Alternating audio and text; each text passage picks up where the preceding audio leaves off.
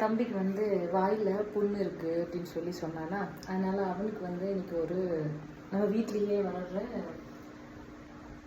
மிளகுத்தக்காளி கீரையும் மிளகுத்தக்காளி பழமும் பறித்து கொடுத்தேன்.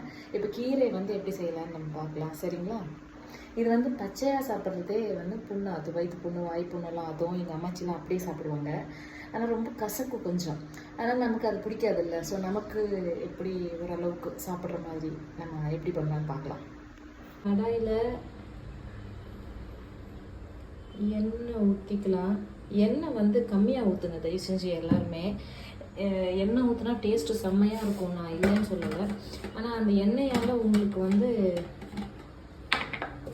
வேறு வேறு ஹெல்த் இஷ்யூஸ்லாம் வருதுன்றதையும் மறக்க வேண்டாம். ஸோ கடுகு போட்டாச்சு.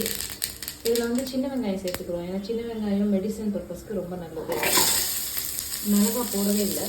உங்களுக்கு தேவைன்னா மிளகாய் சேர்த்துக்கோங்க, ஆனால் மிளகாய் போட தேவையில்லை. மிளகு பொடியெல்லாம் கையெல்லாம் கொஞ்சம் போட்டுக்கலாம். மிளகு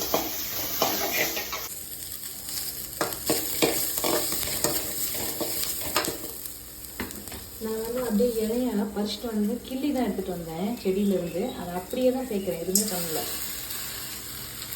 ஏன்னா நான் பறிக்கும் போதே அதில் வந்து பூச்சி இருக்கா எல்லாமே செக் பண்ணிட்டேன். அப்படியே சேர்க்குறேன்.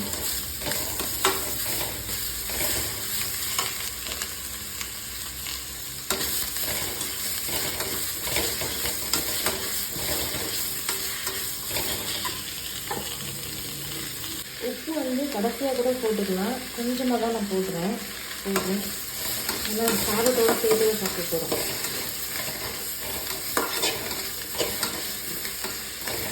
அவ்வளோதாங்க, ஒரு 2 நிமிஷத்துலேயே கீரை ஃபுல்லாக வதங்கிடுச்சு.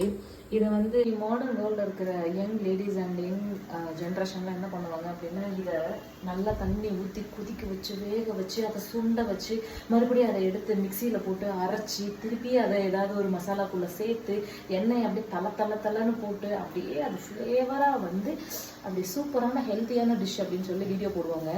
அதெல்லாம் சுத்தமான ஹம்பகு. உணவு வந்து ரொம்ப சிம்பிளாக இருக்கணும், அதுதான் வந்து ஒரு ஹெல்த்தியான ஒரு ஒரு ஒரு ஹெல்த்தியான விஷயமா இருக்கும்.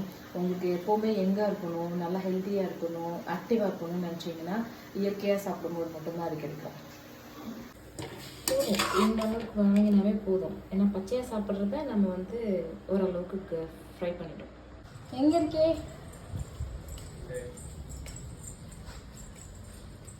அந்த இடத்துக்கோ வாங்கள். எங்கே இருக்கிறது?